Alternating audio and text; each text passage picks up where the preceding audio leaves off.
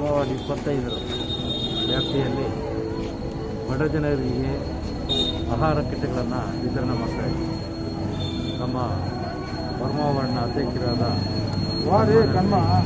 ಪ್ರಸನ್ನನವರು ಹಾಗೂ ನಮ್ಮ ಹಿರಿಯ ಮುಖಂಡರಾದ ಪ್ರಕಾಶ್ ಅವರು, ಈ ಭಾಗದ ನಾವು BBMP ಸದಸ್ಯರಾದ ಮಾಜಿ ಸಾಧನ ಪತಿಯಾದ ನಾವು ಆಹಾರ ಕಿಟ್ಗಳನ್ನು ಹಂಚಿಕೊಂಡು ಒಂದು 2 ತಿಂಗಳಿಂದ ಬರ್ತಾಯಿದ್ದೀವಿ. ಇದು ಮಹಾಮಾರಿ, ಈ ಕೊರೋನಾಯಿಂದ 2ನೇ ಅಲೆ ಜೋರಾಗಿ ಹಬ್ಬಿದೆ. ಸರ್ಕಾರದವರು ಈ ಮುನ್ನೆಚ್ಚರಿಕೆಯಾಗಿ ಕೈಗೊಂಡಿರಲಿಲ್ಲ.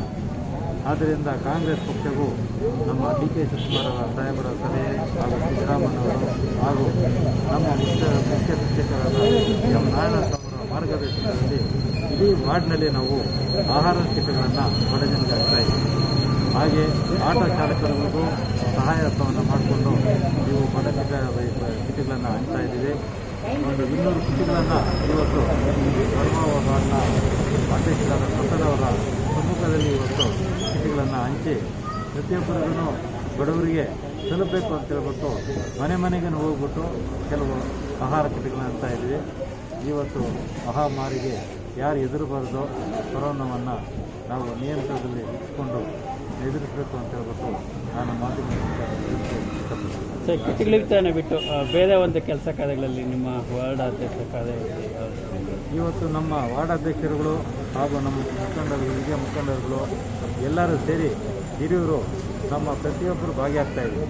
ವ್ಯಾಕ್ಸಿನ್ ಬಗ್ಗೆ ಆಗಲಿ ಹಾಗೂ ಇವತ್ತು ಆಹಾರ ಕಿಟ್ಗಳು ಆಗಲಿ ಹಾಗೂ ನಮ್ಮ ಪ್ರತಿಯೊಂದು ಊಟದ ಬಿಸಿ ಊಟ ಕಾರ್ಯಕ್ರಮವನ್ನು ನಮ್ಮ ನಾಡಿನ ಸಮ್ಮುಖದಲ್ಲಿ ನಮ್ಮ ವಾರ್ಡ್ನಲ್ಲಿ ಹಂಚ್ತಾ ಇದ್ದೀವಿ.